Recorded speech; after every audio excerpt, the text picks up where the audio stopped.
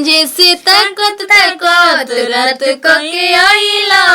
लगन सुहाना सरवा सब बितावला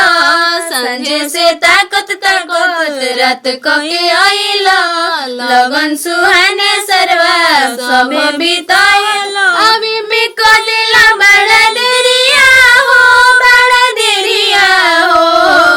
कैसा नगरी जवाले आइला ए सरवा आंगन के लिहलाई जतिया हो कैसा न कूलर ले आइला ए सरवा आंगन के लिहलाई जतिया हो बड़ा ना होश में आगला जोश में बड़ा ना होश में आगला जोश में लगला ना कहूँ समनवाए सरवा ल जाइए गोइला ना कि तू ल जाइए गोइला ना अगना में आइल बाटे सरवा कुछ न ले आइल बसा मनवा अगना में आइल बाटे सरवा कुछ न ले आइल बसा मनवा कौनो उपाया लगाइए पापा जी कौनो उपाया लगाइए पापा जी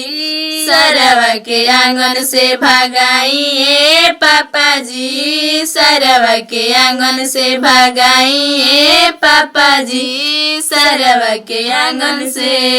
कइले करार सरवा 9 लाख रुपया लाला की बुलेट औरी घड़ी 80 कड़िया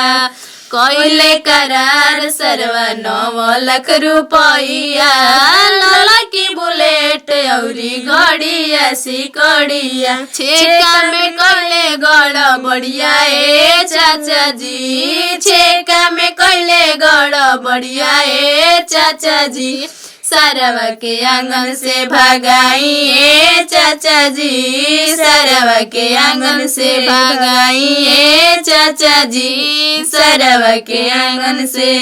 एसी न ले आइल सरवा फ्रिज न ले आइल एसी न ले आइल सरवा फ्रिज न ले आइल बा हमारा अंगनवा में खाली हाथे आइल बा